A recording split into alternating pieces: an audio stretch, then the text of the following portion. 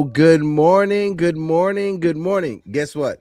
The New York Knicks are back in the NBA Finals, and I don't have nothing to talk about when it comes to the New York Yankees. So join us here for the conversation on the Yankees Morning Brew. Let's go, Grace. What are your thoughts when facing an opponent? There is no opponent. And why is that? Because the word love does not exist.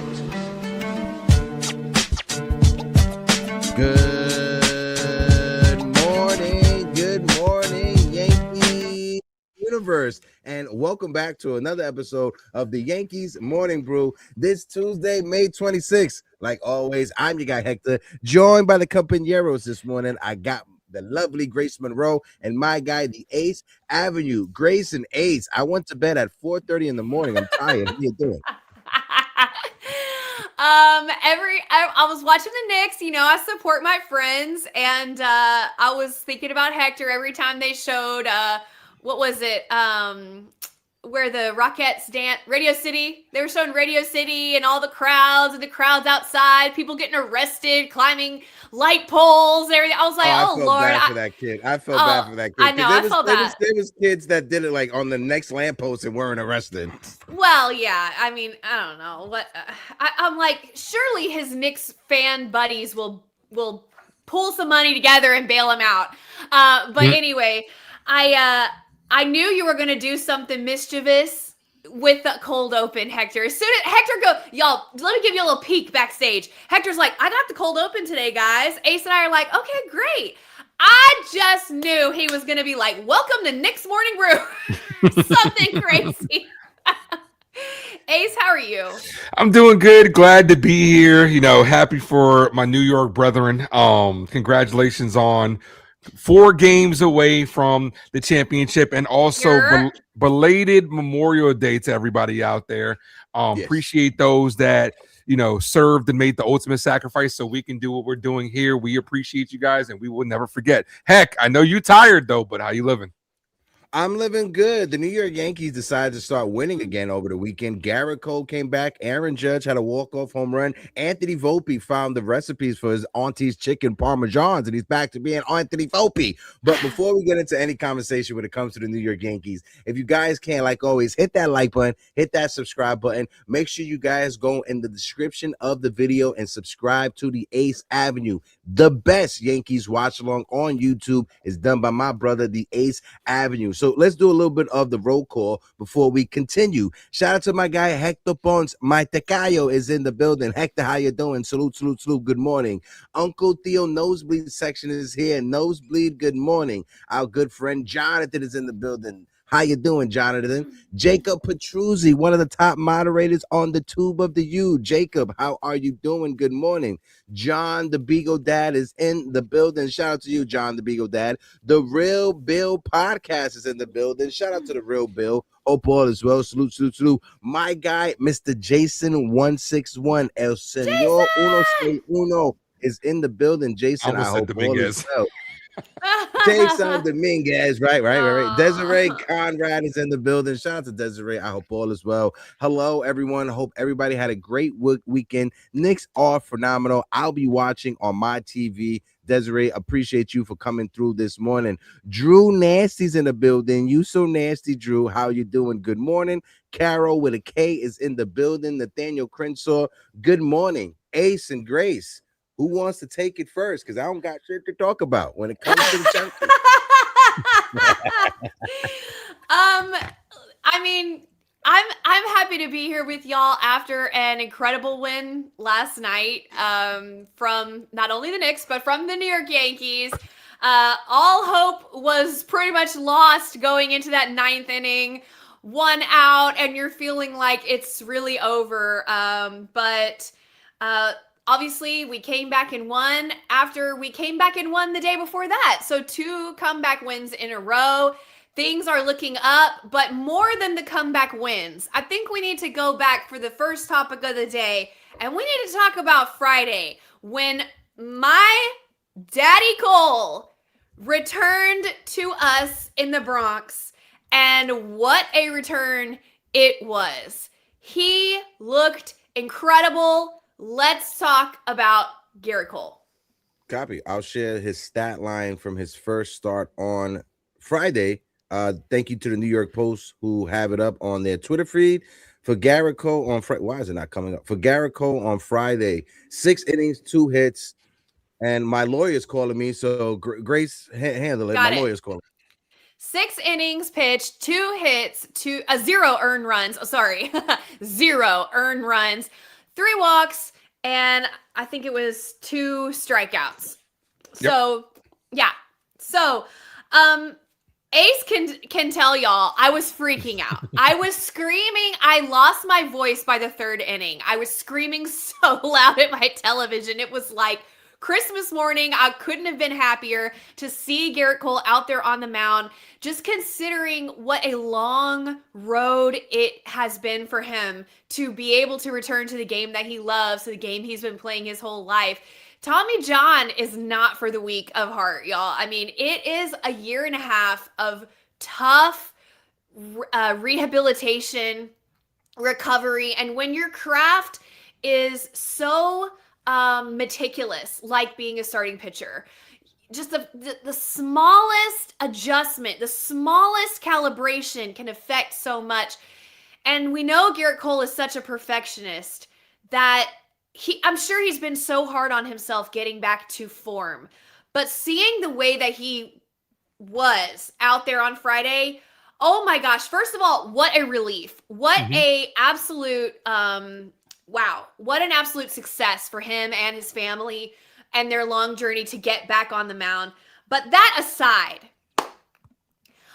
when Garrett Cole picked off Chandler Simpson, I thought I was going to blow my top. I was screaming and I was like screaming obscenities at Chandler Simpson. Like, go sit down. Like, yeah, I mean, I'm out here living my life. I felt alive again. Garrett Cole, we missed you so much. Yeah, definitely.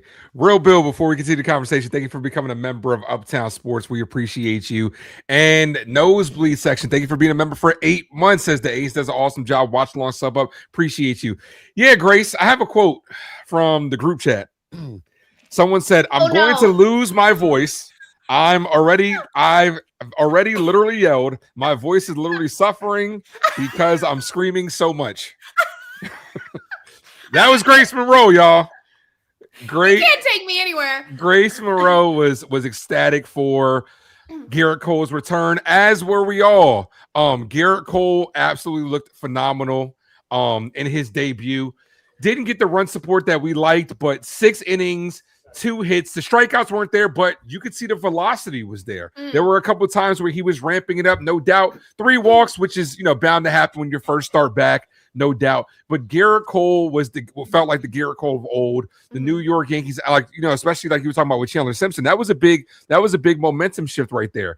And Garrett Cole was out there, and if he can come back and look like the Garrett Cole of old, and then when Max Fried comes back, the way this starting rotation is playing, I do got a stat that I'm going to share a little bit later, but the way that this starting rotation is playing, and now you're adding Garrett Cole to the mix, this rotation is the best rotation in baseball. He just was in command of the game, and it felt like I could relax. I could sigh a relief, because even when he put runners on base, you kind of felt he's not going to let him come around to score. Those guys will not be coming around to score. Whether he picked him off on the base pass or got soft contact to end the inning, or he was going to do what he needed to do to keep his team going. And it just felt so great. That's what an ace does. He feels immediately like our ace again, in control, in command, and in charge, and I love it. Daddy Cole. There was a moment during the game in the 5th inning that I want to play real quick. It was this sequence from Jazz Chisholm. Look how pumped up Garrett Cole was for this smart heads-up baseball decision, because this was a moment when they had a speedy runner on first base. I think it was Simpson on first base, and Jazz dropped the ball, get the speed off the base, and stop the Rays from scoring. This has been good as well. Popped up. Chisholm. No, it was Mullins. Mullins. And you know what? Very smart play there from Jazz. And look how pumped Garrett Cole was from that. And what you saw from Garrett Cole and his first start back was a guy that was itching to be back on the mound to pitch for the New York Yankees. This was a guy that won in his press conference. You guys know that he grew up a Yankee fan. That's first and foremost. Last year, I told you guys last year in September, this man was on the field doing batting practice, taking ground balls, doing PFP, pitcher fielding drills, out there while recovering from Tommy John surgery. This Garrett Cole wanted to pitch for the Yankees last year in the postseason. The Yankees wouldn't allow him to, even though he felt like he could. Listen, what you're seeing from Garrett Cole is a gamer, and hopefully this injects a little bit of extra juice and life to the Yankees roster. And so far, since he's come back, the Yankees are undefeated. I felt like he could have gone deeper. That was my only complaint. Yeah. However, I changed my tune after the game when they interviewed Cole. And Cole said himself from his own mouth that was probably a smart thing to do, was to take him out when they did. So once he said that, I was like, oh, okay, fine. If Cole says that, then I'm fine. But at the time, I was like, he could have kept going. And he probably could have. But it was probably smarter, more prudent to protect Cole from himself, from his rabid fans, from everybody else, just so he can make a deep postseason run for us this year, hopefully. So that was my only thing, because he looked so good, and I didn't want to take him out. And then, of course, the bullpen, blew it. And we lost the game. And I was pissed. I was absolutely pissed that you squandered this incredible comeback moment for Garrett Cole, and you absolutely blew it. I was pissed, but at the end of the day, I was still happy because Garrett Cole was back. Yeah, it wasn't just the bullpen; the offense blew it as well. We were only able to muster up 2 runs, and we were 2 for 12 with runners in scoring position.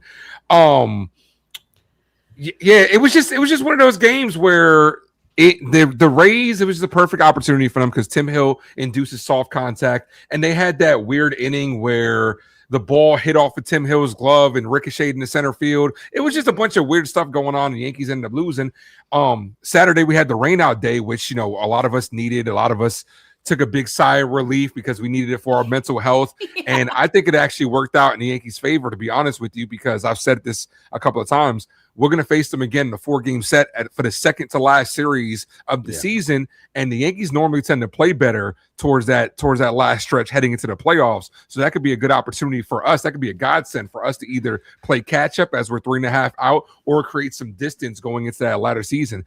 But yeah, it just felt good to have Garrett Cole back, no doubt. Austin Wells hit a home run that day. So, he was happy that Garrett Cole was back as well.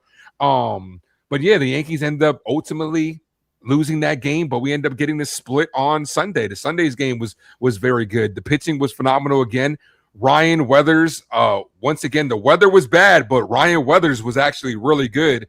And actually Friday's game too, don't forget, Aaron Judge almost tied that game up. Oh, I have something to say about that. Yeah, Aaron Judge almost tied the game up on Friday, and then he won us the game on Sunday. I have something to say about Aaron Judge in this whole weekend. So whenever y'all are ready for that, just let me say something. Just whenever. I just want to add something, because shout out to Ryan Garcia from Fireside Yankees. He posted this up on X, and this is something I thought was very interesting. When it comes to Ryan Weathers has a 3.14 ERA in his first 10 starts with the New York Yankees. Ryan Weathers arguably has been the best starting pitcher to change teams this offseason. If you look at all the pitchers that were traded during the offseason, Ryan Weathers, Met fans are going to hate when I say this, Ryan Weathers is having a better season than Freddie Peralta. Sit with that shit. Yeah. Let that shit let that shit sink in. That's it. That's all you got to say. Ryan Weathers, who is the 5th starter in our rotation, somebody who's most likely going to go to the bullpen when this rotation is fully healthy. He has been the best starting pitcher who changed teams this offseason. Like you said, Grace, cash god. Yeah, that's it. And how is Tucker doing, by the way? Oh, yeah, That's another one. You know that meme of the dog that's like in the rain and he's like so happy, and you post something like, "This is how I feel because I da da da da," whatever. He's batting 247 4 home runs, 26 RBIs. Okay, that's definitely worth $500 million. So I wanted to post that meme of the dog, that's like so happy, and put like how I feel since I wanted Bellinger and not Tucker in the offseason. Like, that's how I feel all the time. Like, Belly has been absolute money. And considering the contract that he has, he is crushing it. Y'all, I know I went on about him last show, but he made several key plays over this weekend defensively, and obviously he had a home run and like whatever. But he has been such a huge linchpin for our team this year. Yeah, absolutely. I'm trying to find that clip. Here it is. I got it. What you're talking about as far as how well he played defensively. This clip right here, and shout out to Fireside Yankees for posting this. Smart baseball player. Getting the runner out before the run cross home plate. That was a momentum right there, because at this point in the game, momentum's up for grabs. And Cody Bellinger grabbed it and put it in the Yankee circle. Cody has been absolutely clutch and composed for us. Hit a home run in yesterday's game. He's been such a great signing. He was worth at like it stunk during the offseason, the months of us waiting, but it was worth it. And ultimately, when you think about it, how we got over on Boris as well, Cody Bellinger has been the steal this year. Absolutely. I just love, I can't say enough about him. Inject that play into my veins. I just love it. Like, he's so smart. That's what I'm saying. He always knows where the play is. He's got such a feel. He's got such a natural feel for the game. And I absolutely, I can't say enough about Bellinger. Well, when you talk about Cody Bellinger, I'm going to just read his stats for the season. On the season, Cody Bellinger, he has a 274 batting average, 7 home runs, 33 RBIs. He has scored 33 runs on top of it, 5 stolen bases. He has an on-base percentage of 379. He is slugging 484, and his OPS is 863, and now his OPS plus 143. You add in the defense and the versatility. Like you said, Cody Bellinger has been one of the biggest steals this offseason, and I'm going to take it a step further. The offseason when the Yankees lost Juan Soto to Queens and Brian Cashman pivoted to Max Fried and Cody Bellinger, there was a guy out there that Yankee fans were screaming for the Yankees to sign, and Christian Walker. No shade to Christian Walker because he's having a solid season with the Houston Astros. He's hitting 249 with 15 home runs. He's playing a phenomenal first base. But Cody Bellinger, to me, has been the better player. He has been the better fit. And when you add in his defense, his ability to play left field, just sticking him at first base or investing all that money into Christian Walker would have just hamstringed the Yankees into just one position, not have the versatility. And who knows, maybe the Yankees trade Ben Rice to another team and he's doing what he's doing with us on another team. So the addition to Cody Bellinger, not signing Christian Walker, was one of the better decisions that offseason that Brian Cashman made. Absolutely. And it's hard because, we have the benefit of judging his moves after he's made them, right? And it's really not fair because he has to decide what to do before the results come in. And just over the course of lots of moves, right? You're going to have some moves that didn't work out. You're going to have a few moves where you look back and you're like, that was a mistake, right? But the majority of the moves have been the right move. So, and that's all you can ask, honestly, that's all you can ask from your team. Actually, that you make moves, any moves, and the B, the majority of them are the right moves. And so, look at the value we're getting out of Fernando Cruz. That trade, I think you brought it up last show, Hector. That trade, Jose Trevino and what happened with him, and getting Fernando Cruz and the value that we've gotten out of him has been absolutely insane. We could go on and on. I don't want to go on a tangent here, but the point is, great job, Cash God. The Yankees may have Brian Cashman, the New York Yankees. We may not have a closer that we're comfortable with to like close out the games. Bednar has been doing his best at that job, but I know when it comes to Fernando Cruz, being that setup guy, being that 7th inning guy, I trust him more than I trust whoever's coming to close the game in the 9th inning, if that makes any sense in the world. I'm not saying to move Fernando Cruz to the closer position. I don't think Fernando Cruz would be a good closer, but when he comes into the games, I have all the confidence that he's going to connect that bridge to David Bednar or whoever the Yankees have coming out of the ninth inning or coming into the ninth inning. I saw a comment in the chat. First off, shout out to everybody who was in the building. If you guys can, like always, hit that like button, hit that subscribe button. I saw a comment in the chat talking about Cody Bellinger and still paying him 44 million. Lou, Cody Bellinger's not making 44 million. If you don't know, Cody Bellinger's contract is, when you look at it, he's making 36.5 million this year, 36.5 million next year. But in 2028, 2029, 2030, it starts going down. In 2028, with an opt-out, he's going to be making 29.8. The following season, 29.8, and the same thing for 2030. So Cody Bellinger, 44 million. I'm not sure where you got that number from. Or were you talking about Kyle Tucker? I'm not too sure. But shout out to the folks in the chat. Kick it. Go ahead, Grace. Kyle Tucker is making way more than that, way more than Cody Bellinger. I mean, and that's kind of what I was saying. Well, you're getting similar production, if not better, with intangibles, in my opinion, for a lot less money. So that was a good move. And you can't control the market for what the market is for position players when you need them. You know, every year it goes up. Every year it goes up. You could say like, oh, you know, Cody Bellinger's making $36 million. Well, Babe Ruth never made that much money. Are you saying Cody Bellinger's better than Babe Ruth? You're like, well, no, they played 100 years apart. Like, every year it goes up. You know what I mean? It's all relative. But anyway. Babe Ruth was getting paid in cigars, hot dogs, and beers. That's what he was getting paid in. Hot dogs. Oh, Lord. Yeah. Shout out to the Bambino. But yeah, this is Cody Bellinger's contract right here. No, I just brought it up just to see. So he's making 36.5 the next 2 seasons, and then it goes down to 29.8 for the final 3 years with 2 opt-outs and a conditional player opt-out. Yeah. Yeah, but what he's trying to say is he's trying to add on the signing bonus on top of that. That's not how it works. That's not what we really look into. We look at the AAV, to be honest with you. Oh, he's adding on the signing. That's what Lou was trying to say. Yeah, he's trying to talk about the signing bonus. But, you know, we're talking about the AAV a year. Bonus? I mean, he's trying to say this is how much Cody's making, because with the signing bonuses in 2026, 2027, he's actually making 52.5. But the signing bonus doesn't go on the salary cap and all that stuff. It's already there. It's theirs already. So that's none of my business. Yeah. I don't know. If it doesn't impact trades and T, I don't care. That's the case. Then Juan Soto's making 60-70 million a year then with his signing bonus. I'm gonna barf. Makes no that's not the case, Lou. But I see what you're saying.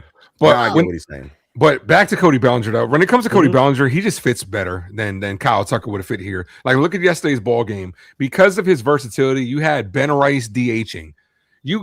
Aaron Boone could have made the decision to put Ben Rice at first, then you lose the DH spot. But Cody Bellinger in the last inning ended up going to first base, and Schumann ended up going out to the outfield. So with that versatility of the Yankees team, you're able to do moves like that. Look at a couple of weeks ago, right, where we were in a situation where we couldn't let a run score, and they brought Cody Bellinger in to play infield as well, even though he's a lefty, because he has that versatility. If it wasn't for a guy like Ben Rice who was playing well at first base, I'd make the argument that Cody could be a good first baseman.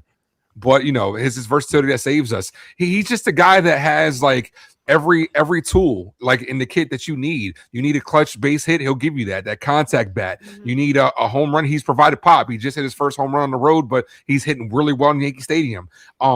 He's a guy that even in yesterday's game, we had a runner scoring position. And I'm thinking like Aaron Boone, like, bro, you got a runner on second in this situation. Move the runner over to third because you got Cody Bellinger coming up. Like, it's as simple as that. And Bellinger does make good contact. Even when he fails, I still have faith that the next time I would still take that same situation 9 times out of 10 with Bellinger. Shout out to Adi Amigo in the chat, Adi Amigo number 5, who says, I heard people / content creators saying the Yankees bid against themselves. That was a wrong take. Cashman knew Bellinger's value and parties made a good deal. 100%. I 100% agree with you. I was down there for the winter meetings, and every corner, every conversation when it came to the Yankees and Cody Bellinger was the New York Yankees are standing firm with their offer to Cody Bellinger. They were not going to let Scott Boras try to Scott Boras dumb. And the Yankees said, copy, if you got another offer that's out there that's better than what we have, then take it. We're not going to outbid our subs. So I agree with you 100%, Adi Amigo. Content creators or whoever is saying that the Yankees outbid themselves, I don't see it. Sometimes you can say in trades, the Yankees probably get fleeced sometimes to a certain degree, but no, I agree with you, Adi Amigo. I don't agree with that take. I don't think they bid against themselves. With Trent Grisham, they bid against themselves, but not with Cody Bellinger. They made up for it with Bellinger because Bellinger, they stood firm in the market and they bamboozled Boras. They finally got over on him, but with Trent Grisham offering that qualifying offer, you bid it on yourself when realistically, in hindsight, the smart move was to let him test free agency and then come back to us with an offer and we'll see, we'll talk numbers, because regardless of what he would have got, he wasn't getting $22 million a year. Yeah. But I wouldn't even say the Yankees bid against themselves when it came to Trent Grisham. I just think that they just made a wrong move. I don't think it's bidding against yourself because you ain't have nobody else to bid. It was just offering a qualifying offer. And the real reason why he even took the qualifying offer is because he was going to go to Texas. Once the Texas Rangers, they traded for Brendan Nimmo, they had no need for an extra outfielder, especially when it came to putting up money when they just flipped Marcus Semien for Brendan Nimmo's contract. So they had no need for Trent Grisham, and his fallback option was the New York Yankees. That's why he waited. He waited quite a while before accepting that QA. And let's face it, $17 million is a hell of a pay raise. Yeah. That's exactly what he got from last year. So I don't blame him for taking it, bro. But like I said, when it comes to, there are just different examples. This isn't like I'm not trying to dish on Trent Grisham. This is just different examples of the Yankees definitely did not bid on themselves against Cody Bellinger. Like they stood firm for the first time, which is like, because normally Boras can get the best of the Yankees at times, but the last two times I feel like we've gotten the best of him with Garrett Cole with that opt out. The Yankees stood firm on that, and then with Cody Bellinger. Yeah, that was the one that the Yankees were literally like, "Come on, dog, what are you doing? Fuck are you doing to Scott?" And Garrett Cole was like, "Yeah, you're right. What the fuck are we doing?" Yeah, we had a whole show after they signed Belly the next day or whatever, the next show that we had. It was all about how the Yankees beat Scott Boras. The Yankees stood firm and we were proud, and that, Boris's shenanigans have finally got called on the carpet because Cashman was done, playing his reindeer games. So yeah, I mean, obviously Belly's been amazing.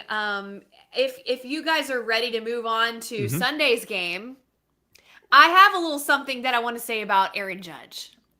Go ahead. Let's talk about Sir Judge a lot. Yes. So obviously we talk about Belly's contributions to the team. Well, there is one man on this team that when he hits, we win. And when he doesn't hit, oof. We don't win. It is rough. It is rough out here. And that's Aaron Judge. That's the captain, Aaron Judge. He has been giving the New York Yankees such an unrealistic level of production for so many years that when it's gone, it's absolutely abysmal. And when he is average, I would even go as far to say when he's an average baseball player, we're abysmal. When he's slightly above average, abysmal. It's like we need him to perform at this intergalactic level of what he's been giving us for years. However, let me not go there. Friday, Ace brought up the fact that Aaron Judge just missed the home run. Right at the end, warning track-ish. It was like right around the warning track, and he flied out to give the team the walk-off, right? Well, there was something that happened Friday that I want to talk about. In one of his earlier at-bats in that game, the crowd behind... Now, Judge has been in a slump. Let's call a spade a spade. Judge has been in a slump for him, and whatever.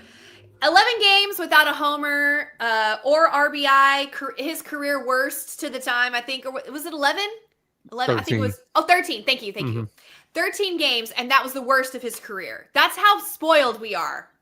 Some people go 13 games without even having a hit. Okay, a lot of people do. A lot of people, okay? So 13 games without a home run was his worst in his career. We're so spoiled, but I digress. He was at the plate during this slump, where people are calling WFAN saying, is Judge washed? Is this the beginning of the end? Where people are freaking out on Twitter and online. And the crowd did something that I want to talk about. The crowd behind home plate started chanting, MVP, MVP, MVP. Now, Aaron Judge does his damnedest to not listen to the crowd, to not let it affect him, right? He's in the zone, he's focused. However, call it ADHD, call it whatever you want. I can recognize micro adjustments on people's faces. I can read people like that, okay? I know Aaron Judge heard them. I could see it in his eye. He wanted to come through so badly. Well, it ended in a strikeout. But I thought, okay, put it in the back of your pocket. Put it in your back of your pocket. I know he's coming. Then his next at-bat, he worked a walk. And I said, uh-oh, y'all just get ready. Aaron Judge isn't coming back. And then what happened? The next at-bat, he almost gave us a walk-off win. I said, y'all, I fear Aaron Judge is back. I've seen all I need to see. Aaron Judge is back. And it's because, I won't say all, but it did mean something to him. I feel like that chant of MVP in the middle of his worst career slump ever. Now, I'm not saying that it was his Phillies moment with Trey, was it Trey Turner? When they chanted, Yeah. I'm not saying That it song, was like when they that. started singing that song, yeah. Yes, I'm not saying it was like that, but it did mean something, I think, to him to have that support. And then what happened yesterday? He gets a nice hit, gets on the base paths, he gets thrown out on the base paths, right? I texted the boys. Y'all can vouch. I texted the boys. I said, Judge is going to homer. He's going to make up for it. I guarantee it. And what happened? Walk off. Yeah, Sunday. Sorry. Sunday's game. Walk off, 2-run homer. The joy on Captain's face when he was coming around the bases, he hardly ever shows that. He was so relieved. He was elated. He was joyful. Everything. And when he came into the huddle of his teammates, jumping up and down, and then afterward in the post-game interview with Meredith on the field, when the whole crowd was screaming and roaring and chanting MVP, Aaron Judge is back, y'all. Count it. Look, as someone who watches all the games and calls a lot and the play-by-play, right? Aaron Judge, this entire slump has really just felt like he's always been a tick off. Now, during the conversations that we have during live streams, there are always people that ask, and it's a valid point for fans to ask this without, having to jump over the ledge. They ask, is Aaron Judge in a decline? And it's a fair question to ask because he is getting up there in age. His performance has been, so great for us, monumental. Even if he has an average by his standards performance where he goes up there and hits 30-something home runs a year, people are still going to say he's declining, but that's great for anybody else besides Aaron Judge. So you would take that from almost anybody. I think there will be a time where Aaron Judge will decline, but I don't think it's right now. I don't think it's anytime soon because to me, watching the games, it's his approach at the plate. And it's not just his, it's the Yankees' approach at the plate. This is why I think the offense as of late is struggling, is because they're all taking very hittable pitches and expanding the strike zone and swinging out of their shoes at pitches outside the zone. It's not just the entire team, it's also Aaron Judge as well. And I think like now that he's kind of gotten back into the swing of things and a couple of feel-good moments, he's got a couple of hits in the last couple of games, a huge walk-off home run like Grace had alluded to on Sunday when the weather was bad and the game yet again was up for grabs. He comes through with a clutch moment. Captain comes through in the clutch and gives us the win. Yesterday also got a hit too. Defensively, Aaron Judge too is playing great defensively. I've seen a bunch of diving plays, including that game on Sunday. Sunday's game was crazy because we had 3 great defensive plays by all 3 of our outfielders. Trent Grisham and Judge with diving catches, and Bellinger threw out the guy at third. But Aaron Judge, I think it will be fine. But at the same time, too, the team does go as he goes, which is something that we need to fix on this team. Other guys got to start picking him up. Because he picks up the entire team. Other guys need to pick him up. I think once we get guys like Giancarlo Stanton back, once we get Jason Dominguez back, I think that'll also help. But other guys are starting to come through as well. Anthony Volpe had a big hit yesterday. Volpe had a huge hit in yesterday's ball game. Jazz is playing a lot better as well. when you look at Judge, and I agree with you, Ace. When people are having the conversations about is Judge regressing, is he starting to come back down to earth? And I agree with you, Grace. Sometimes people are just panicking, just to panic. They have nothing else to talk about in their life. But when you look at Judge going back to 2022, I think when the first season he won his MVP. We look at his batting average from there. 2022, he had a 311 batting average. 2023, the injured toe, we already know he missed games, 267.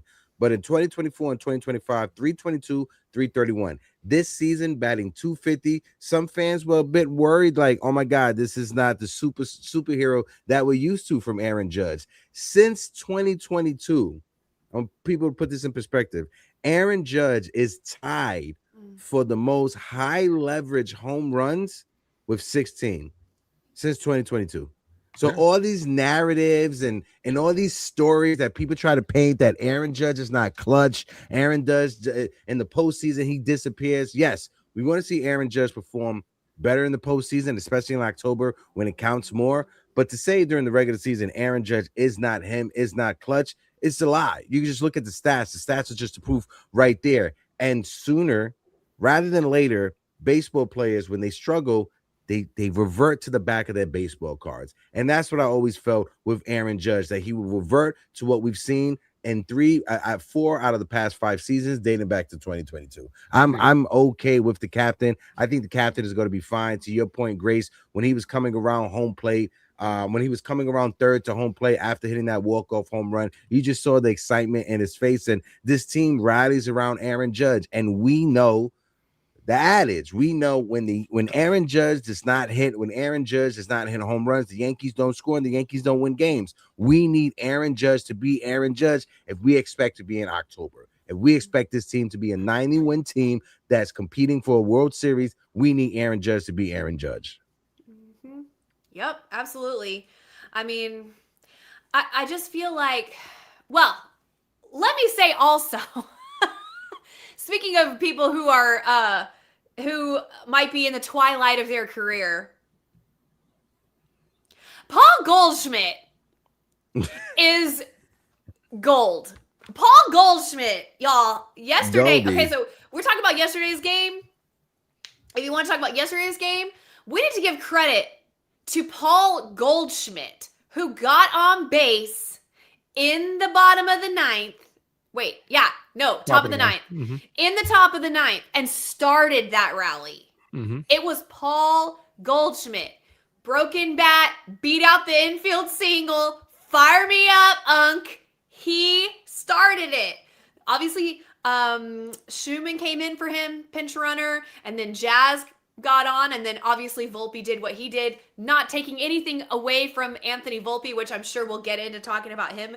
But before we talk about Anthony Volpe, I want credit to be given to Paul Goldschmidt. Yeah, absolutely. Look, you put the ball in play and good things happen in baseball. That's exactly how baseball should be played. That's exactly how the Rays are currently playing as well. You don't always have to hit the ball hard. It's not always about launch angles and exit velo, all that stuff. Look at what happened yesterday. Paul Goldschmidt on a broken bat single to Bobby Witt Jr. You can't say that, any other shortstop would have made that. Bobby Witt Jr. is the best in the game. Absolutely, if he couldn't make it, no one was making that play. And shout out to Goldie for hustling. Broken bat, that ball has some spin on it. We got a break, and we took advantage of it because other teams take advantage of it. Breaks when we give it to them. We had a break, and we took fully advantage of it. Goldie got us going because when Belly came up, Belly got out. I was like, okay, well, how this game is going. Yeah. Jake Bird came in, blows it again, mismanaged him, Aaron Boone. I absolutely hate when you bring out a reliever after sitting him down. You break routine. Bird comes in, gives up a blast. I thought the game was over. I'm not going to lie because the bats were dead into the ninth inning. And Goldie got us started. Jazz added on with a hustle double as well. And Volpe, who is now seemed to straighten out his swing, stop swinging for the fences, came up with an exact hit that we needed. I don't even care that he got thrown out a second. It was a big hit. It was a huge hit. And, the Yankees ended up getting a win for that. And then David Bednar shuts the door. JC Escara. Wait. I got to give love to JC Escara. Had a couple hits yesterday's ball game. JC Escara calls one hell of a game behind the plate, better than Austin Wells. Because I'm calling that ninth inning. I'm way better than Austin Wells. I'm calling that ninth inning. And as opposed to what we saw a couple of weeks ago with David Bednar, where he gave the first pitch curveball to Taylor to lose it, you saw JC Escara calling to get ahead in the count with the fastball, which is what you're supposed to do. Like, come on, play JC. Oh, you're supposed to get ahead. Imagine if you're actually ahead and you get a strike. Imagine if you're 0-2. How good of conditions you can be That in. is a great idea. Right? Who thought? Mind blown. I think we breaking news. We might have just came up with something here. But guess what? Guess what? When it comes to JC Escara in the past 7 days, he has started 2 games.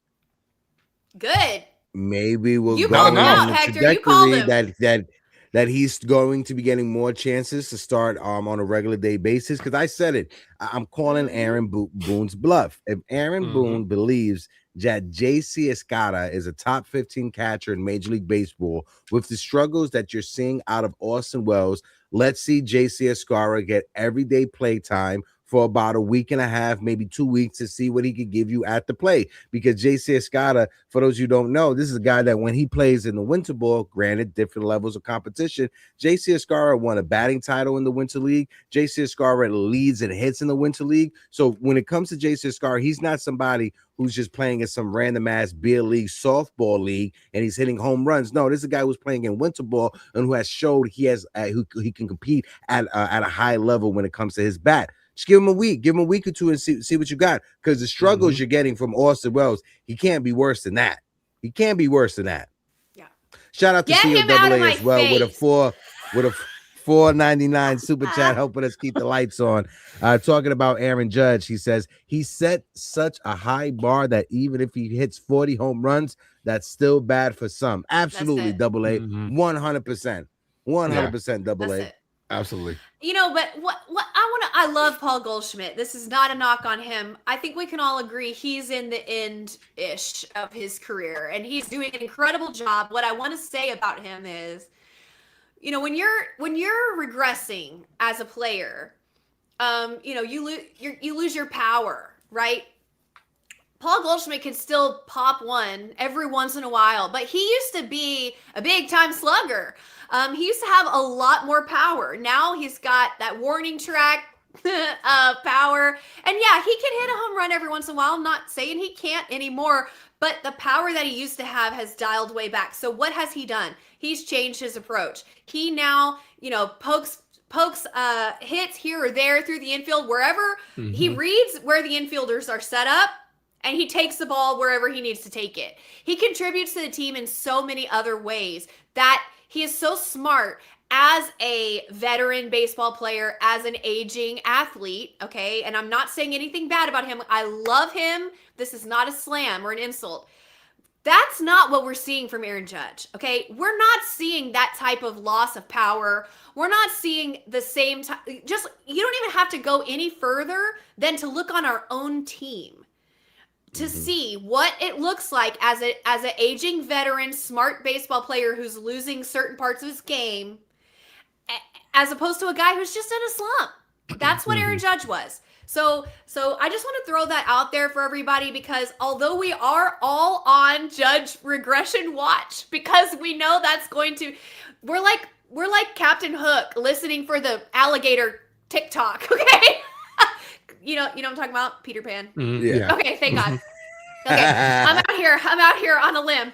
We're like Captain Hook waiting for the TikTok of the alligator coming a crocodile coming up to get us, because we know that that's going to be a horrible, sad day for the New York Yankees when Aaron Judge starts to regress, and it's going to happen, but it's not happening yet. Yet. Well, it depends on how it looks, because if the team is performing well, and this is why, like, the Yankees, We've taken Aaron Judge for granted as the organization and as fans because we haven't put some of the best pieces around him. As he starts to regress, you're going to have to start putting better pieces around him so that way he's not just the guy. But when it comes to Paul Goldschmidt, Gold is actually having a really good year to me. For the role that he's in, he's not playing every day. For the amount of money that he's making, he's performed well for us. He is one of our better contact bats, still at his age.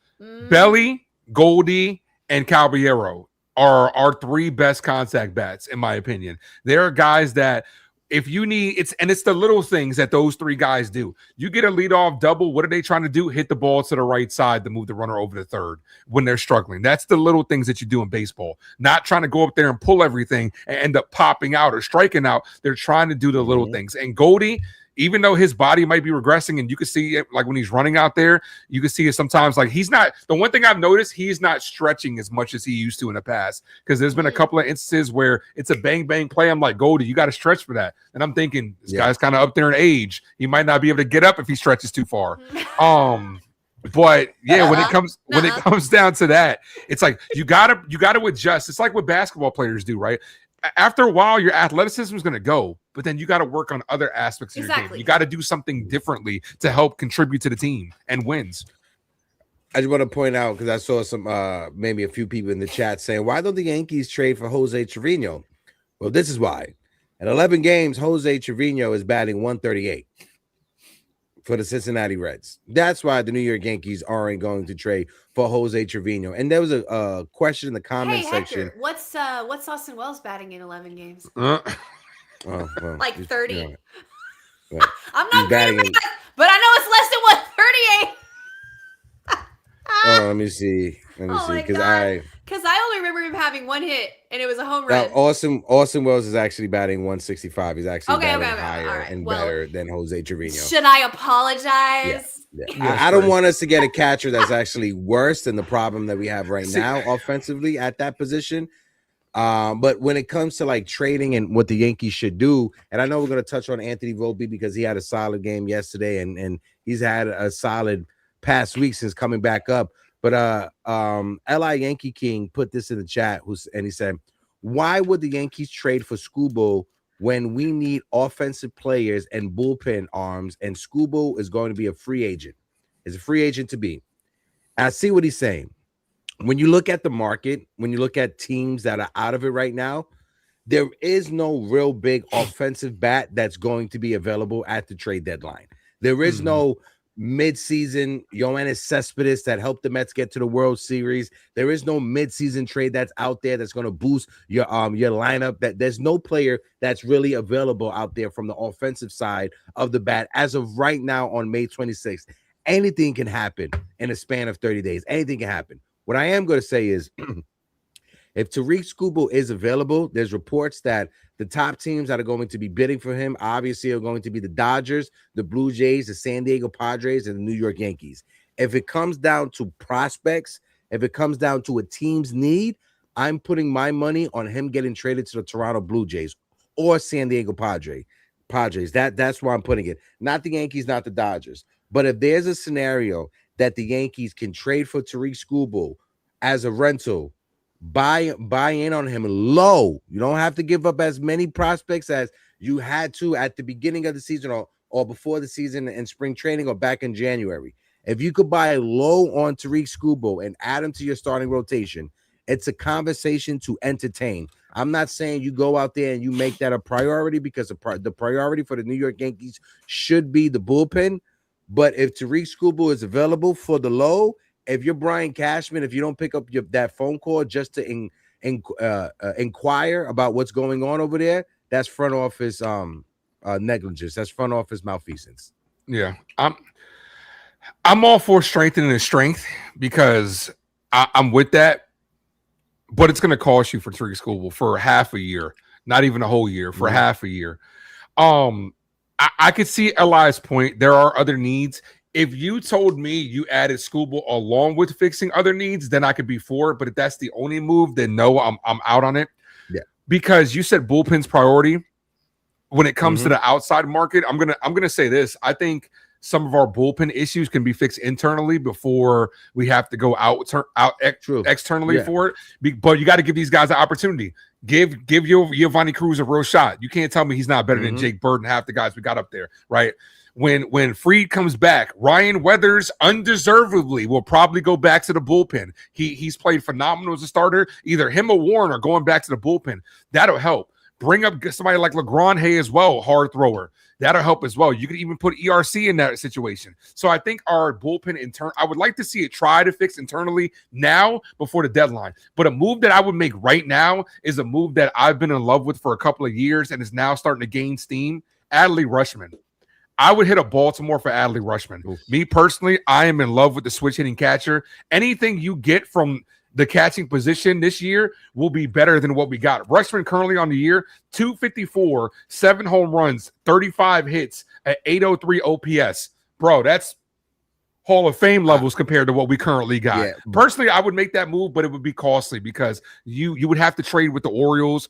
I could see you probably having to give up like somebody like a Spencer Jones and a pitcher as well. But Rutschman, he's only 28 years old, dude. He's still in the prime of his career. He just turned 28 this year. I would love the move, but one, like you said, you're going to be trading in division with the Baltimore Orioles. The Yankees and the Orioles, they've made trades in the past. It's not like the Yankees and the Red Sox. The reason that I'm hesitant just a little bit is that Baltimore is moving him off a catcher, not only because they have Basello as their catcher long term. He's regressed drastically defensively. Adley Rutschman behind the plate. Adley Rutschman right now is looking at it as his future career is as a DH and as a first baseman. He catches sporadically here and there. If you were to ask the Baltimore Orioles, they'd rather have him as a first baseman, as a DH, because he has drastically declined defensively. Offensively, he is way better than Austin Wells. He'll improve you tremendously offensively. I think anybody, in baseball will hope for offensively at the catcher position.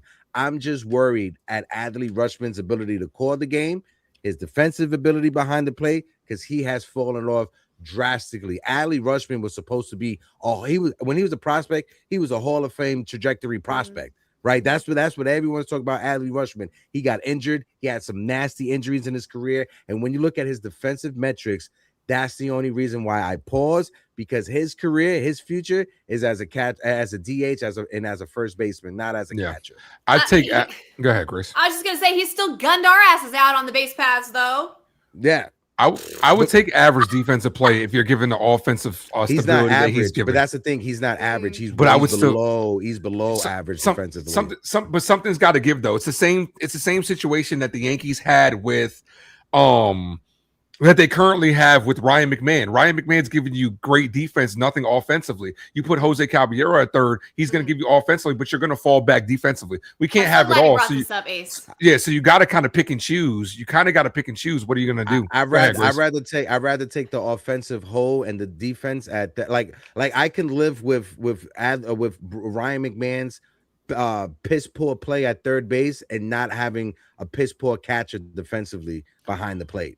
Well, we say all the time, championships are built up the middle, and having a catcher who has regressed defensively behind the plate, I don't think is the recipe for a championship team. Yeah, but it also depends, like, because you're talking about, we have a lot of holes offensively. We have at least 3 ones right now that I could point out. Catcher, third base, center field. Those are too many offensive holes to fill. Defensively is great, like Ryan McMahon's great at third base, no doubt. Austin Wells defensively is ranked as one of the best catchers defensively, but what I'm saying is something has got to give to improve this team offensively, because offensively, this team, like, we're one of the highest in OPS, but batting average, we're in the middle of the road because we're still not coming up with the big hits. We got to find some sort of balance. I can live with Ahmed Rosario at third base and his poor defense. I can't live with Adley Rutschman and his poor defense as a catcher. Like, I see what you're saying. I know exactly what you're saying. But if you were to tell me where could we have piss poor defense but upgrade the offense, third base, you could do that. The corner outfield spots, you could do that. Up the middle with your catcher, shortstop, second baseman, center fielder, I feel those 4 key positions are positions you cannot compromise defensively just to upgrade piss poor offense right now. I think that's well said, Hector. I think a lot of teams suffer from a catcher that doesn't perform offensively, Oh, but absolutely. still holds it down on defense. Mhm. I mean, that's fine. And like I said many times, and we've all talked about, it's okay if you have one automatic out in your lineup and it's the catcher. Yeah. It's not okay if you have 2 automatic outs or Facts. There you 3 go. automatic outs. You can't do that. You can't live with that. No, you can't. Somebody go get me Josh Young before I lose it. Somebody go get me Josh Young to play third base and hit 40 home runs and I'm give getting us a phone good call. Hold on, wait, Grace. I'm getting a phone call. Oh, Hold on. thank you. Hold on. Thank I'm getting you. a phone Who call. is No, it? it's a general manager from the Texas Rangers. Yes, I Okay, have her on thank the phone. God. Okay. Yes. He Tell said, him Grace, howdy. stop it. He said, Grace, stop it before Stop the it. FBI knocks at your door. Okay. Stop It's trying to never make gonna Josh Young a thing in New York. No, it's a thing. And the Rangers suck. Okay, look, the Rangers suck. Go bring me Josh Young. I know he just went out again with sore shoulder. He had labrum surgery like a year ago, and they gave him an MRI, but he was all clear, baby. You know what that means? Pinstripes, baby. Go get me Josh Young. I swear to God, if we're gonna upgrade one piece of offense, this has got to be third base, man. And this is nothing against Caballero. He looked good at third. He looked good at third. But just imagine if we had somebody at third who could really, really perform offensively and hold it down defensively. Maybe not Gold Glove, Ryan McMahon, but still above average defense. Above average defense with power. Josh Young's batting .302. And he's got a stick, okay? He can put it in the seats. Hey, yo, as a young somebody kid give me says. Josh Young. Hey, That's yo, it. as a young I'm on kid says. strike until I get Josh Young. I think when it comes to third base, I think is another internal fix. I think once George Lombard Jr. figures it out offensively, I think he could play third base. He's been open to it. The Yankees like him. The Yankees like him defensively. He's still trying to figure it out at the AAA level a little bit, but overall this year in the minor leagues, he's playing well. But I think I really think him and McMahon are tethered together. I think we might see Lombard Jr. as early as this year. Also, my guy, man, thank you. I've been saying this for how long? Sato from Japan.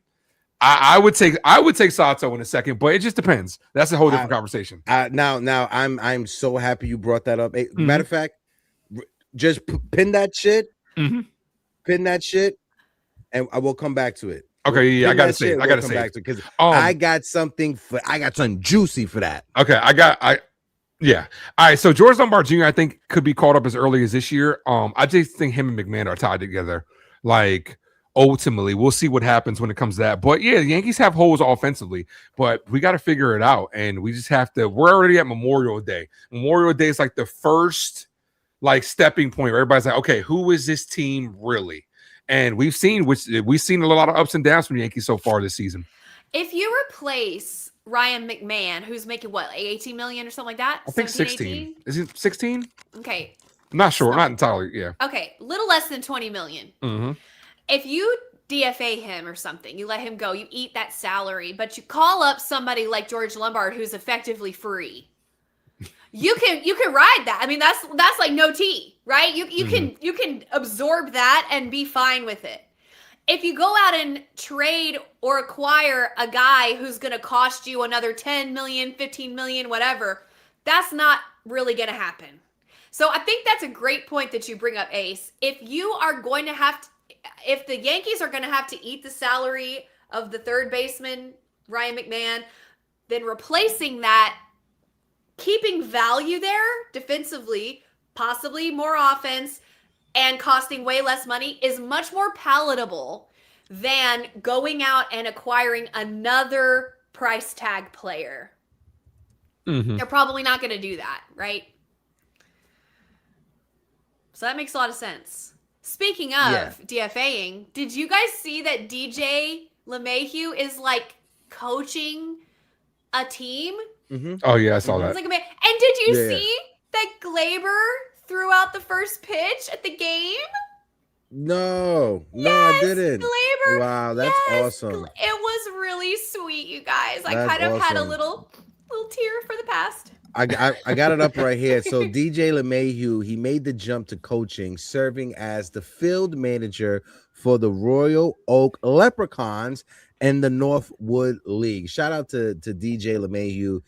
He's keeping his passion alive, even though he wasn't able to stay on the field healthy. Shout out to DJ LeMahieu. Shout out to my brother Rod Thompson in the building. Real TV, how you doing? Shout out to Rod. Hope all is well, brother. With the Yankees and everything gearing up, it's going to be an amazing summer for the New York Yankees. It's going to be a historic run when it comes to October, the postseason. I'm just giddy right now because of what's going on with the New York Knicks. I have something to talk about because we're talking about additions, we're talking about adding to the team, we're talking about solving problems internally, but there's somebody on the New York Yankees who has an issue, and that man's name is Anthony Volpe.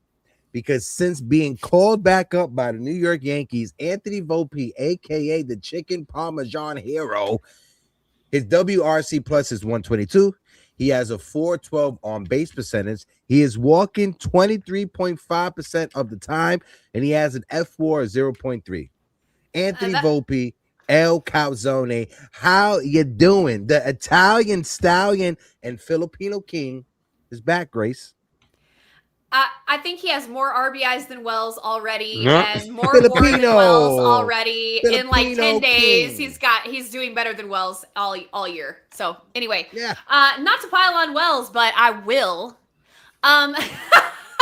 Volpe has been doing an incredible job. You really can't hate on him. He's doing the best that he can to keep his job, to keep his spot on the team. He wants to be here. Everybody poking at him, the reporters after the game, trying to get him to react. And all he kept saying was, I just want to help the team win. I just want to help the team win. And that is what he's been doing. He has been helping the team win.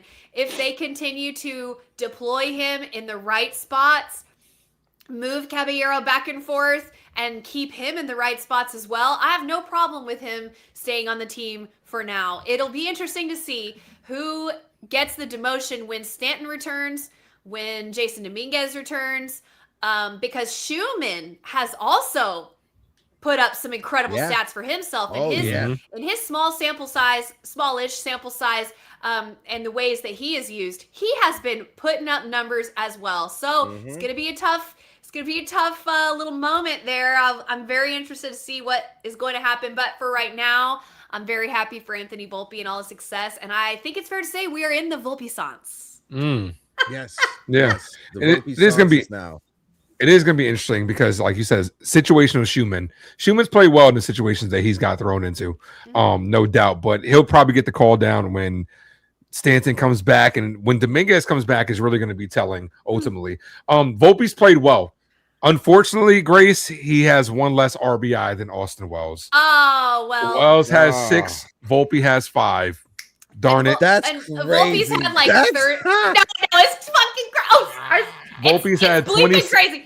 Volpe's had 26 at bats to Austin Wells 121 at bats. That's what I was gonna Volpe has a 0.3 WAR to Austin Wells 0 WAR. Listen, we need a new catcher. We definitely do need a new catcher. But I just want to say, when it comes to Volpe, Anthony Volpe, y'all, he was put in a real difficult spot when the Yankees opted to demote him during his rehab or like after his rehab stint.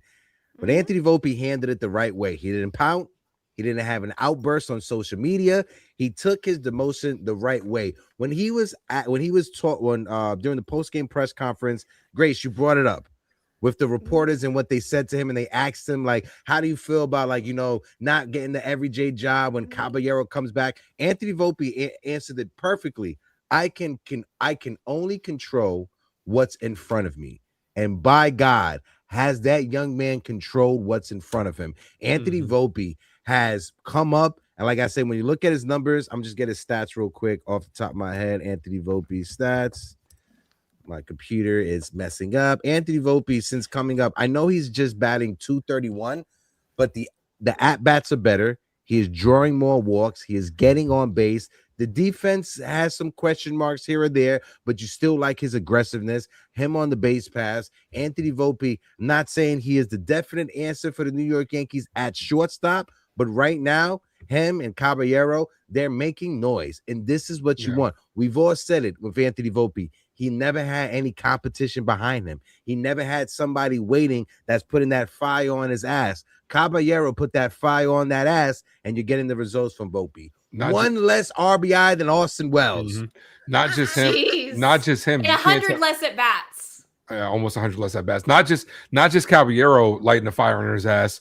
Behind him too, George Lombard Jr. is there too. So you can't tell me Volpe doesn't know that. Oh yeah, Volpe doesn't see that kid coming and spending time with him as well. Volpe's swing and his approach has been a lot different. The OPS, little below league average, but we'll take a 719 OPS. His on base percentage is really good. His swing looks different. His swing decisions look different. He's still a little bit susceptible to the outside slider. That's his biggest weakness, no doubt. But when he lays off that, he looks good, and he's come up in some good situations. Now, when it comes to defense, he made the one error in his first game back. Hasn't really made any errors since then. Like a couple of plays here or there weren't clean as we're accustomed to with Jose Caballero, but he was able to still make the play. Ultimately, I just think Volpe, his path has got to be second base for the future. It really does, because he doesn't have the arm for short.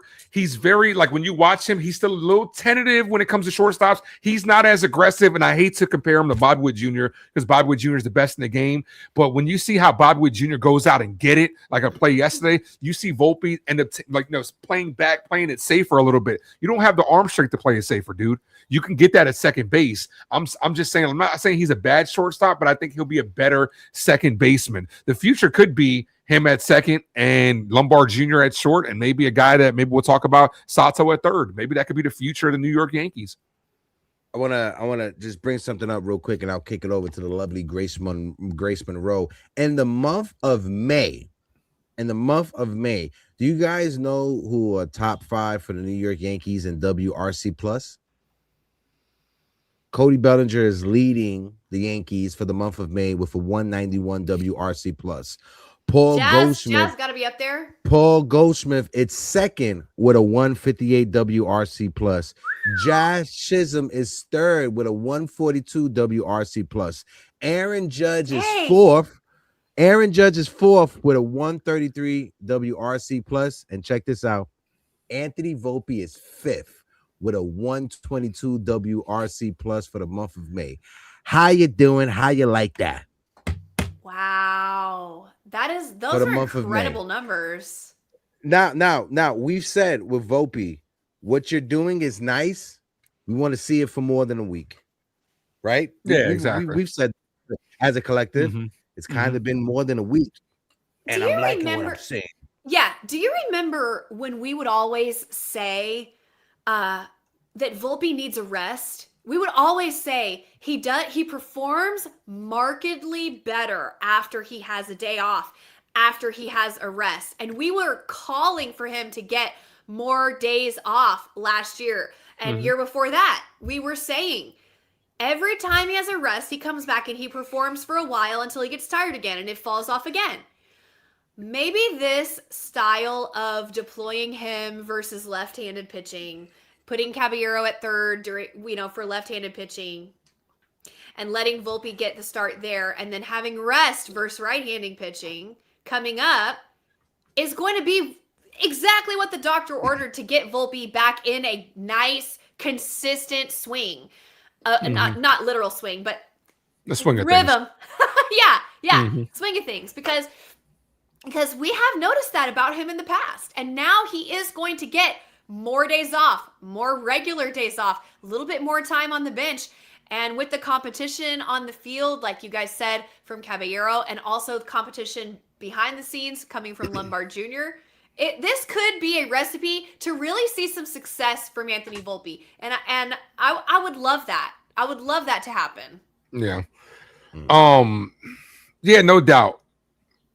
I would like to, but yesterday, they played him against a righty, and he paid off. Like, even Goldie, who's a lefty specialist, played well. So Boone did, put out a good lineup that ended up contributing to the win yesterday.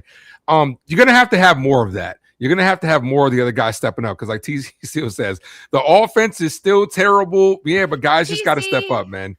TC with that negative. He never misses. He's not wrong, though. He's not wrong. Offensively, this team has had a lot of ups and downs so far. The pitching has been the one consistent, but we just got to start hitting better runners in scoring position. And it comes down to guys just making more solid contact. Volpe's been doing that a lot better this year. He's been having better plate appearances along with guys like Bellinger and Goldie on top of that. So, yeah, we just need more of that, and the Yankees can find some success. They got to come up with the big hits. The Yankees lead the American League in comeback wins. That's wins in the 9th inning. They lead the American League. They've got 4 comeback wins so far in this young season. Yeah, man, the offense is still bad, man. And a lot of shutouts. And a lot of shutouts too. That's on the pitching. Shout out to my guy TC. I'm trying to put something positive. No, I'm not being negative. Here's the thing. I'm not being negative. Like, I know TC, TC has like I don't think he's being negative. It's not being negative just by pointing out the flaws, like, because we're like a quarter of the way in, a little over the quarter way in. This team does have flaws, definitely. And it's when you point out the flaws when the team is doing well that you know that it's a problem that they should fix now instead of later when it actually becomes an issue and we can't win games because of it. I think I don't think go ahead. No. Again, great. Let's do it again. Ready? The Rays. The Rays. I do that to my niece where I mimic her when she's talking, and she loves that shit. But go ahead, the Rays. The Rays have lost 2 in a row, and the Yankees have won 2 in a row. By walk-off, too. That's a little I got more where that came from. Mm-hmm. I'm like a Care Bear doing the Care Bear stare to everybody, trying to help some positivity, some caring. Y'all tell me you've seen Care Bears. Oh Lord. Oh, of course. Yeah, of course. Okay, thank God. Mm-hmm. Thank God. Fighting darkness with the power of love. Shout out to my guy Evan Hector. from the Pinstripe Bugle in the chat. My guy E. Make sure you guys give him a follow on Instagram. One of the best Yankee accounts that are out there. Shout out to Evan who says Volpe is having better at bats and a little bit more patient. He's making me eat my words so far. He's making a lot of Yankee fans eat their words so far. Can I say something? Real quick, can I say something real quick? I just want you to know, TC, I'm not picking on you. I also told Ace this weekend, and don't make me bring up the receipts, Ace. You go for it. Ace was griping and complaining and being so negative in our group chat that, see, look at him. He's nodding. I literally said in our group chat, I refuse to respond to Ace until he says something positive. And then that's a response. But and then what did I say? That was a response. I said, Grace, you saying that as a response. Yeah, I know you are, but what am I? Yeah. And then he said like a couple more things, and I was like this. I know she was killing her. And he finally said something positive, and I was like, oh, okay. It's because they gave us something positive. I mean, during this stretch, there was nothing a lot of positive to talk about. Like, I'm as real as I could be when it comes to the Yankees. When they're playing well, the Yankees derangement syndrome hits me. I'm like, World Series back on. When they lose, I'm like, yo, this team fucking blows.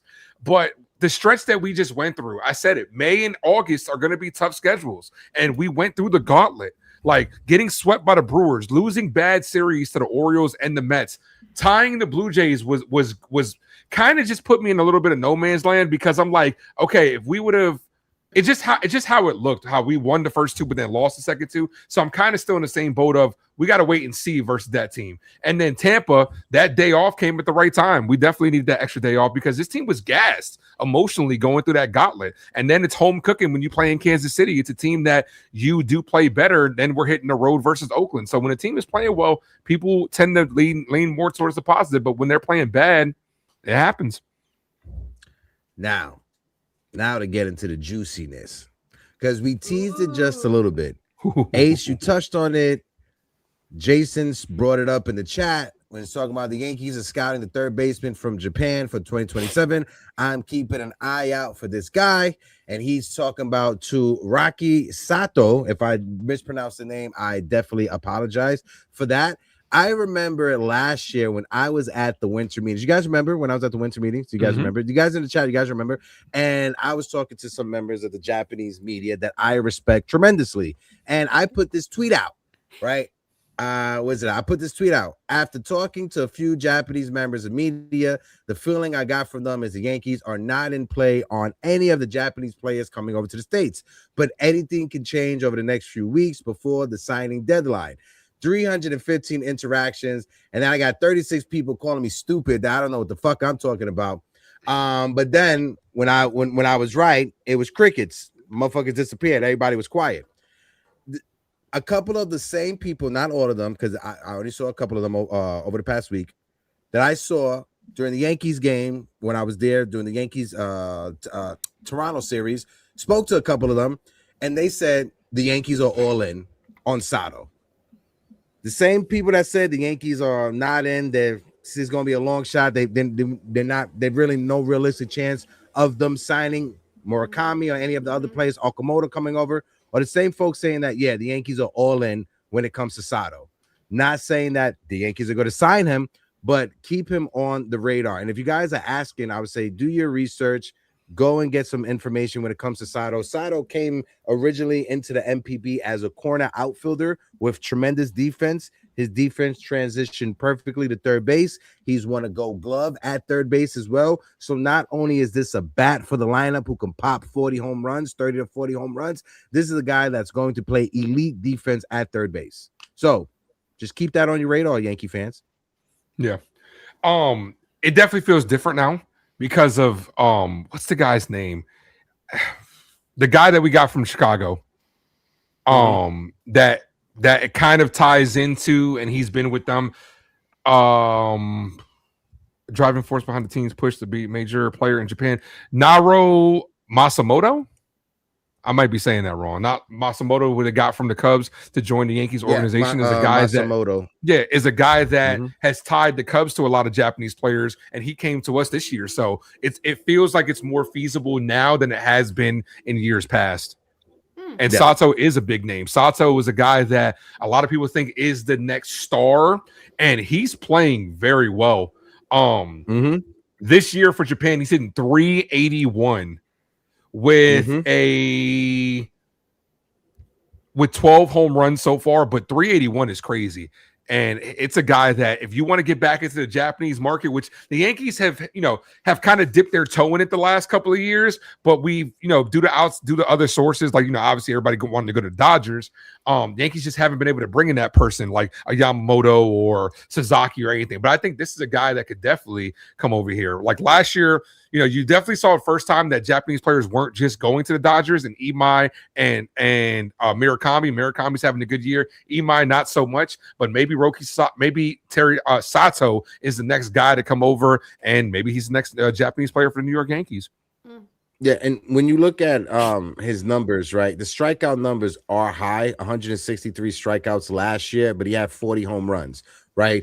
When he's been in the MPB since 2021 when he was 22 years old. Every season he hit anywhere from 20 to 25 plus home runs. Well, 20 to 25 home runs every season. So it's not like this is a guy that he only had 5-10 home runs a couple of seasons and then had 40 home runs last year. No, this is a guy that he's had consistent power that he's shown you, and he's gotten better as he's aged. Last year in his year 26 season, he had 277 with 40 home runs, 102 RBIs. But like I said, he did strike out 163 times, but he did win a Gold Glove at third base.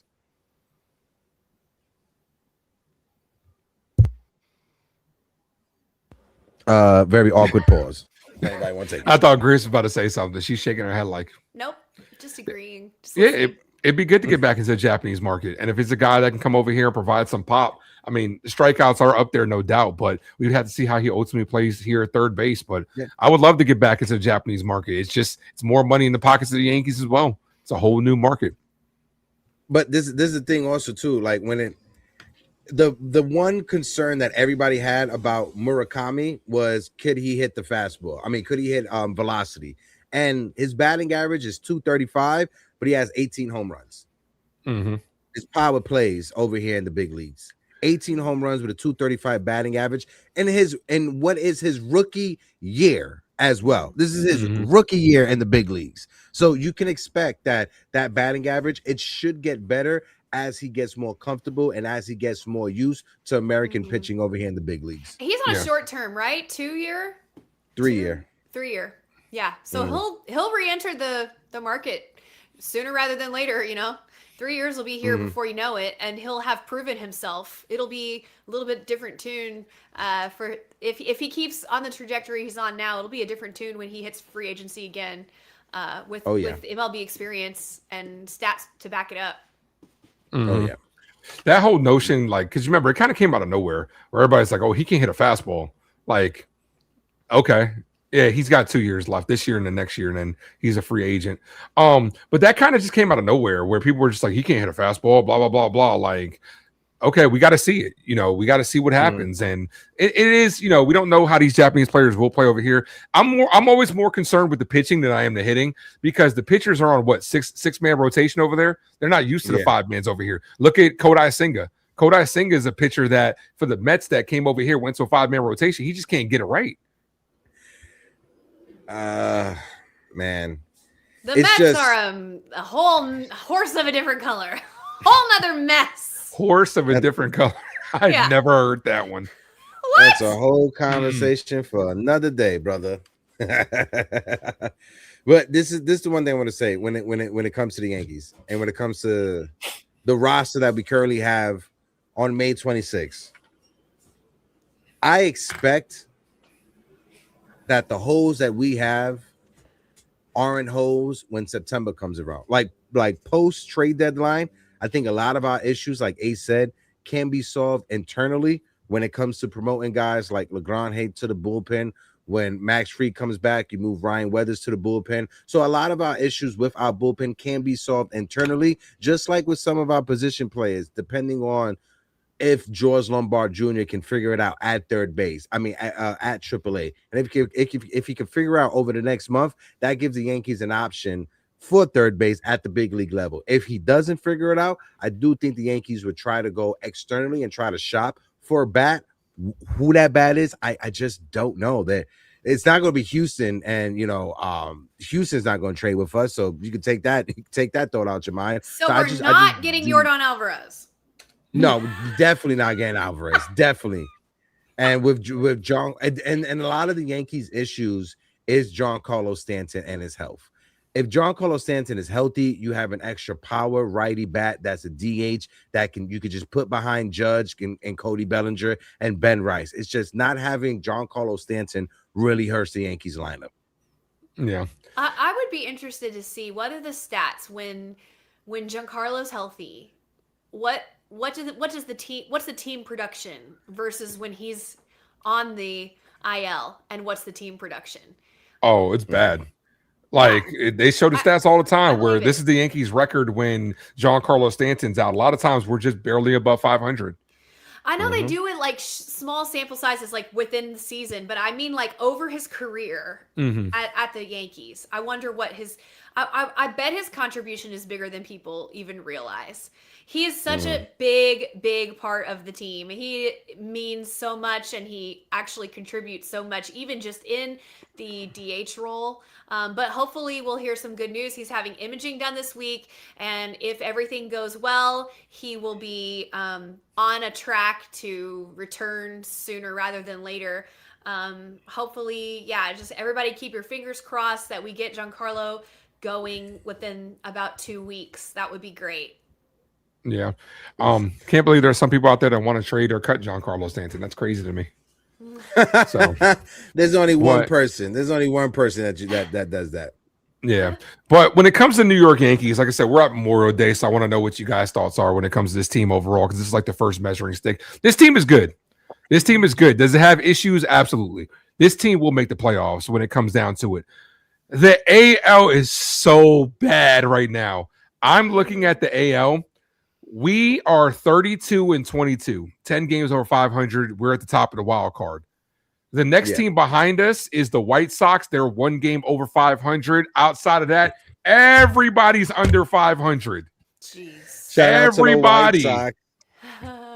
26. The Minnesota Twins have that. If the playoffs started today, the Minnesota Twins would be in that last wild card spot at 26-28, 2 games under 500. Wow. The AL is not good. Holy cow. The Yankees still have the second even though the Yankees are in second place in their division, they're still the second best record in the American League. Sorry, Grace. Yeah. I believe that. my husband asked me, when do you start to worry about the Yankees? Like, at what point do you start to worry about the Yankees? Talking about your point, Ace, that we have flaws or whatever. And you know what I said to him? I said, look, I will worry about the Yankees when we are losing with our full strength. We're not at our full strength right now. If we had Giancarlo in the lineup and we had Jason Dominguez available and we had, Cole completely ramped up, Rodon completely ramped up, and everybody was doing their thing and we were still losing. Freed back too. Freed, yes, thank you, Ace. Freed back, basically when we were whole and we're still losing, that's when I worry about the Yankees. For right now, I'm not worried. Yeah, we have some things that we need to do better because these games still count. So yeah, it's not ideal to lose to the Rays. Thank God for the rain out, and we'll get them back, But yeah, I'm not gonna worry until that we're losing with our full squad, because I believe our full squad is the best team in the American League. Period. Point blank.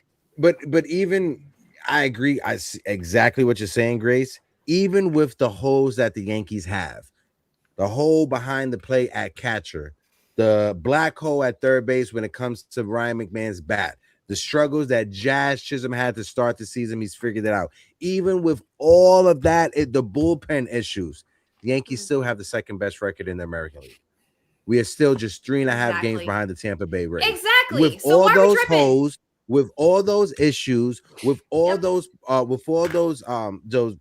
quote unquote black holes that the Yankees have, we're still the second best record in the American League. And I'm sure that the cash god, Brian Cashman, at the trade deadline will do what he has to do to upgrade this team to make it a better roster than what it was at the start of the season. He does it every year. We did it last year with the bullpen, added David Bednar and Camilo Doval. Everybody say, oh yeah, well, they suck right now. Well, guess what? The Yankees bullpen will be worse if we didn't have David Bednar and Camilo Doval in the bullpen right now. Meanwhile, David Bednar is not giving walk-off grand slams the way Devin Williams is. I'm sorry, I said it. Oh God, we went the Mets. Bang, bang. You know what? The Mets is actually a perfect place for Devin Williams. DNA next. You got to get DNA next to be like, get him the fuck out of here. I was just gonna say on the same token, the Rays have been playing at their peak. This has been their peak. All cylinders working, full squad, full everything, and they are rolling, right? No disrespect to the Rays, what they've been doing. It's been great, okay? But they are at their peak. We haven't reached our peak yet. We're not even close to our peak. We're not even close to our full squad. So, it's a long season. Let's see what happens. I think the Rays offense is starting to slow down, in my opinion. I watched them this past weekend, and I watched them the first time we played them. I think the offense has started to slow down. Now, obviously, I'm not trying to take anything away from them. They're still doing a great job over there, working with what they got. And Kevin Cash, isn't that his name? Kevin Cash? Kevin Cash. He has a great job playing to his team's strengths and everything. And they've got a solid club. I'm not taking anything away, but I do think they are starting to regress a teeny bit on the offensive side of the ball, and people are starting to catch on to their game. And listen, it's a long season. Let's see what happens. Yeah. I got one more thing I want to ask you guys in the chat as well. So we are a quarter of the way. Who's your MVP so far, quarter of the way of the season for the Yankees? Oh, for the Yankees, not for the league. For the Yankees. Cam. Also, put down in the comment section. Cam? Okay. Cam. Grace? Yeah. You know what? I agree. I'll go there. Cam. Yeah, I would say Cam, yeah. But I'm going to lean either towards Will Warren or Ryan Weathers because the stuff that they've been able to provide for us has really been invaluable. Because think of how bad this pitching staff would be right now if we didn't get the contributions of Will Warren and Ryan Weathers. Because Will Warren yesterday, he didn't have his best stuff, but he still powered through, and he's given us a solid year. Warren is not going to be a guy that's going to make all-star teams. He's not going to be a guy that people are running to sign autographs and all that stuff, but he's a valuable piece that you need for a championship quality starting team. Well, we know your nickname when it comes to That's why. But BDW, Buffalo Wild Wings. You love B-Dub? I love B-Dubs. I'm out. Thank you, everybody. That's the show. But Goodbye. Will Warren and Ryan Weathers have been invaluable to this team. I don't know where Cam is our ace, no doubt, potentially Cy Young this year, but it's the other guys that you need to have to be where you're at now. I don't for how good Fried pitched as well. With the injuries that we dealt with Rodon and Cole, I don't know where this team is at if Will Warren and Ryan Weathers don't pitch to where they're at. I want to give an honorary mention to Mr. Benny Blanco from the Bronx, Ben Rice, because Ben Rice, another one that he deserves to get some type of love when it comes to the MVP for the New York Yankees. Benny Blanco with 15, 16 home runs on the year, tied with Aaron Judge or second behind Aaron Judge. Ben Rice, he had another one of those Yankee prospects that did not have the Yankee hype train behind them. I'm going to keep on saying it, but Ben Rice has turned himself into a solid major league player. Credit to Ben Rice. Benny Blanco learning first base on the fly. He came up as a catcher. Credit to Mr. Ben Rice. I think we're all leaving out the obvious choice for MVP here. Is Aaron Boone? Aaron Judge is. It's Austin Wells. Oh, well, yeah, obviously, because without right, him, we wouldn't have a lot to talk about. I do want to know. I do want to know punchlines from Grace. Yeah, I do want to know, like in our group chat, right? How many times Austin Wells has been referenced this year? Oh no! Oh Shit no! Ton. Shit ton. Yeah. Oh Lord.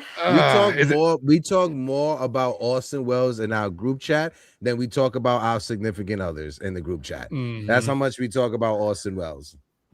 Unfortunately. Austin Wells. Yeah, there's I love you, Austin. I love you, Austin. I got one more thing to play before we get ready to wrap things up, but I want to ask Ace and Grace, is there anything else you guys want to touch on before we get up out of here? Any Yankee related? I just want to give a shout out real quick to friend of the show, Ryan Rucco. His call of Aaron Judge's walk-off home run was absolute fire. Yes. He did such a great job stepping in for Michael Kay over the weekend. Obviously, does a great job, great guy. But his call specifically of the Aaron Judge walk-off home run was an instant classic. And just wanted to give a little quick shout out to him for that. It was awesome. Shout out to Ryan Rucco. He does an amazing job with the New York Yankees. Ace, my brother. You got it, Ace? My call, I cursed a lot of my calls, so YouTube actually limited me because there was somebody talking shit about Judge. I came to his defense. They were like, he doesn't have a clutch bone in his body. Oh, I already know a few moments later. Nah, it was somebody that I don't think. Yeah, a few moments later, all of a sudden he hits the home run. I was like, he doesn't have a clutch bone in his body. Beep, like all that stuff. So. Oh, really? I'll have to go see if I can. You know, it's crazy. Ace After Dark is hilarious. It's crazy. It's crazy. We call it ASMR. We call it ASMR. I be at the game or whatever, getting my notes, and I have Ace just like playing to the side of me or whatever, and it's just a fucking curse word after a curse word. I'm like, oh great, this is Ace After Dark. That's what I'm talking about. You know, that's why I can't go on the play-by-play. I can't. Y'all. We need you. No. No, Ace is like, you guys ever watch the South Park movie when they was trying to get the kids to stop cursing and then Cartman just kept dropping the F-bomb? It's like, fuck. That's how it sounds listening to Ace during one of the club watch. Just fuck. Oh my gosh. I just want y'all to know. It's only when they do stupid shit, though. When they do stupid stuff is when it irritates me, man. Because I'm just like, bro, like, what are we doing, bro? I just want y'all to know that. Let's see. In the stadium, I don't act like that. Go ahead, Grace. No, I want to see that. I want to see this. There you go. He's going to pop out, not a clutch bone in his body. It's funny you say that because during the playoffs last year, didn't he hit a clutch home run last year? A few moments later. First pitch to Judge. Hit in the air. Deep right field. He don't got a clutch bone in his body. How about that? Aaron fucking Judge with a walk-off 2-run home run. He don't got a single clutch bone in his body, but yet here he is. Aaron fucking Judge, and the Yankees win it by right. He cut it off at the end. He had some more curse words in there. Oh my gosh. Just get it bleeped. You got I could bleep it, but it's just, you got to get it out there as quick as possible with YouTube, or else YouTube is like, But I would love to have Grace come on there. Like, I want to have Grace on 2 instances where the Yankees are down bad, and she just, like, when Austin Wells comes up in a key situation is done, and then when Aaron Judge hits a walk-off home run. Yeah, y'all. I know that. Or Jason Dominguez hits a walk-off home run. Yeah, or when Garrett Cole's on the mound, I'm pretty animated as well. Here's a scenario I want. Garrett Cole comes in, has a perfect game into the 9th inning, and then Yankees are down by 1 because David Bednar blows it. Giancarlo Stanton ties it up with a solo home run, then Dominguez wins it. Grace would just. That would be testing my heart for sure. That would be the perfect scenario. That's the perfect way for Grace to bless the watch along, by having that type of scenario. That'd be the perfect way for Grace Monroe to bless the YouTube channel. But I have a couple videos that I want to play from last night, right? From the New York Knicks, right? I'm first going to play my homie Joel Rodriguez from Latino Sports. Shout out to my guy Joel. I love him tremendously. But this was him last night. He went viral. I saw this on another person's account, and I was like, "Fuck that! I got to take this and I got to put it up." Very heart of it, New York, New York. I want to wake up in a city that doesn't sleep very hard. I love it. That's one. And then I got this one. This was like literally right after Alex and I was headed home, Empire State Building last night. I thought about you, Grace. Awesome. That's beautiful. In this moment. You hear the helicopters? That's the helicopters in the city, because downtown, midtown Manhattan was nuts. And then this was at the watch party yesterday.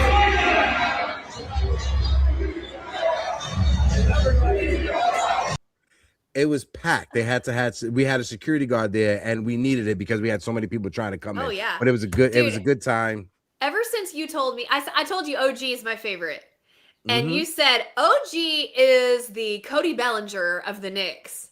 And I was like, okay.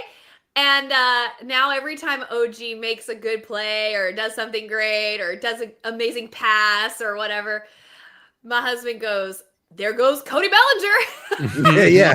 we're watching the Knicks, and he's like, there goes Belly, and stuff. And so we're just having so much fun supporting our friends and all the New Yorkers out there whom I love with my whole heart. And this Knicks run is going to be incredible, absolutely historic up to now. And 4 more games, baby. I'm fully supporting y'all and your Knicks dreams. Listen, we're just 4 more wins away. And the one thing I would say, I know this is a Yankee show, we're going to wrap up right now. What the players are saying, like yesterday, the press conference, Jalen Brunson, job's not done.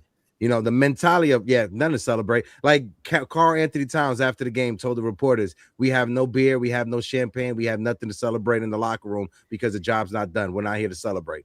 We still have work to do. And that's the mentality that you love to see out of your team, whether it's the Yankees, whether it's the Knicks, whether it's whoever you root for. Ace, got something else before we get ready to wrap things up? Yeah, I got a different walk-off song for you today as you shout out the chat. Go ahead, Heck. All right, so shout out to chat as we get ready to wrap things up. My guy Eddie Snaps in the building. Shout out to my guy Eddie Snaps. Salute. 3 capital S's. Big time Jerry Cadell in the building. I appreciate you. Yankee Dave is in the building. Shout out to my guy Yankee Dave. Eddie Snapperinos, appreciate you. Hector Ponce, the Pinstripe Bugle was in the building.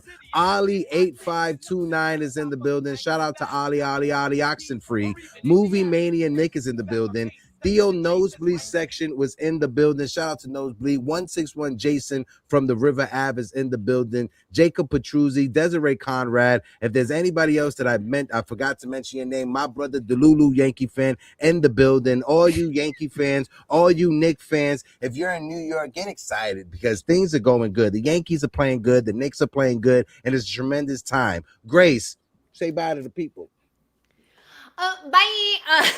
Hey, listen. Game 2 tonight in Kansas City. We're gonna win, And Judge is going to homer again. Ben Rice is going to feel the pressure. Maybe he homers. Who knows? Let's put up like 7 runs tonight. That would make me so happy. And take advantage of playing the Royals for sure. We need the wins. Go Orioles. Are they still playing the Rays tonight? Yep. Go Orioles. I'm rooting for the Orioles. And it's going to be a great summer, y'all. So cross your fingers for Giancarlo's imaging and Max Fried's imaging and Jason Dominguez's ramp up process as well. And other than that, go Yanks. Yeah. Go Yanks. Yeah, appreciate you guys. I'm a little bit jealous of the Yankees. I know they had some good barbecue in Kansas City right after the game yesterday for Memorial Day. I know that shit was slapping yesterday. Oh, yeah. But appreciate you guys as always. Everybody in the chat. I love you, Grace. Heck, you guys are amazing. Great show as always. And of course, as always, go New York Yankees. Go New York. Go New York. No. Peace.